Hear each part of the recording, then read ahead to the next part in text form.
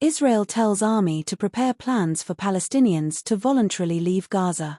Order comes after Donald Trump suggested U.S. take over territory and resettle its residents elsewhere.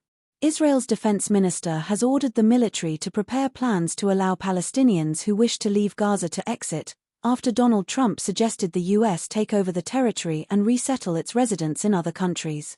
A Hamas official attacked the proposal as a declaration of intent to occupy Gaza, as Egypt, which Trump named as a possible destination for Palestinians, launched an intense behind-the-scenes diplomatic campaign to block it going further. Cairo's envoys warned the U.S. and its allies that it would resist any attempts to move Palestinians across the border, and said the plan threatened its decades-old peace deal with Israel, a template for later regional normalization deals. Inside Israel, mainstream political reactions to Trump's comments have ranged only on a spectrum of approval, from delighted celebration among the far-right, to the opposition leader, Benny Gantz, saying Israel had nothing to lose from the proposal, and Yair Lapid describing the press conference as good for the state of Israel. Their positions reflect popular opinion inside Israel.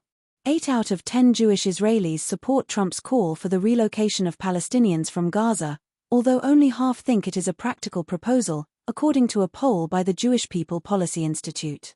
The only strong opposition to the plan came from a handful of politicians on the far left of Israel's spectrum, some relatives of hostages still held in Gaza, who said they feared the project could derail the ceasefire deal, and some activists and journalists who echoed international warnings against ethnic cleansing.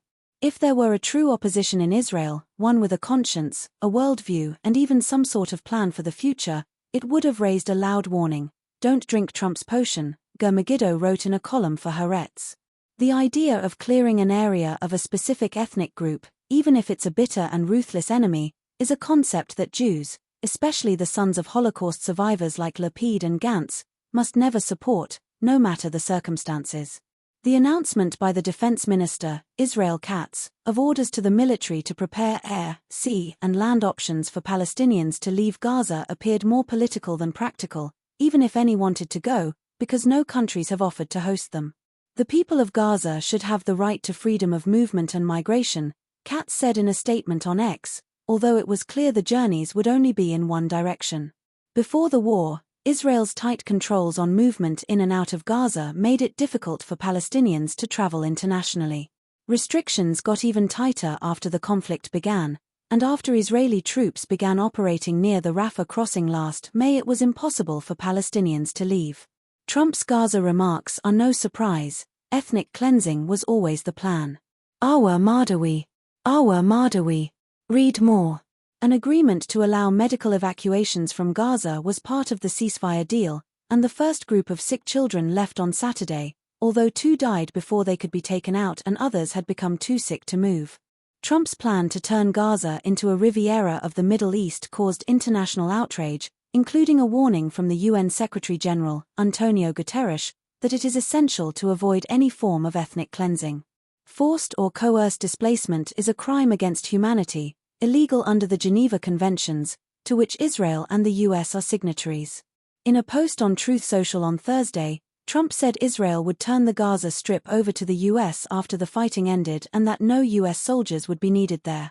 The Gaza Strip would be turned over to the United States by Israel at the conclusion of fighting. The Palestinians would have already been resettled in far safer and more beautiful communities, with new and modern homes, in the region, Trump said in a post building on his controversial comments about Gaza's future this week. No soldiers by the US would be needed. Palestinians in Gaza responded to Trump's plans with anger and disbelief, and said they would reject any attempt to force them out.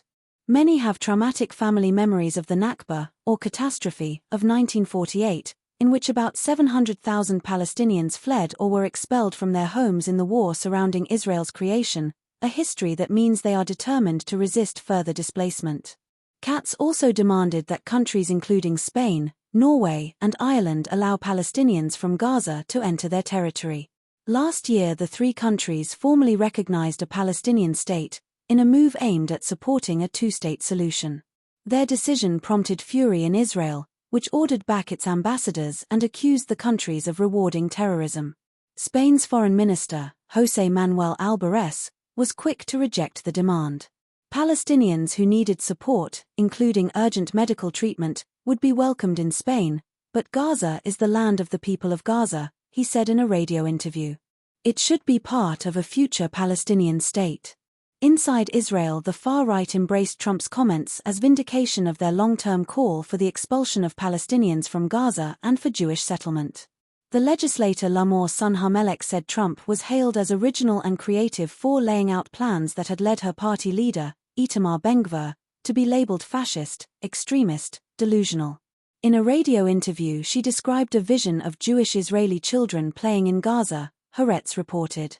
Her party would only return to the coalition government, which it left in opposition to the ceasefire deal, when we see buses coming out of Gaza carrying its Palestinian residents, she added.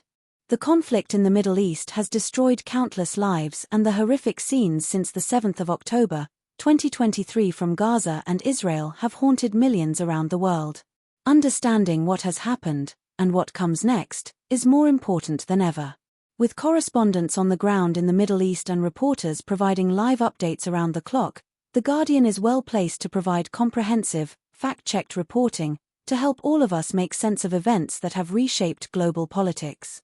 We appreciate that not everyone can afford to pay for news right now. That's why we choose to keep our journalism open for everyone. If this is you, please continue to read for free. But if you can we count on your support at this perilous time? Here are 3 good reasons to make the choice to fund us today. 1. Our quality, investigative journalism is a scrutinizing force. 2. We are independent and have no billionaire owner controlling what we do, so your money directly powers our reporting. 3. It doesn't cost much, and takes less time than it took to read this message.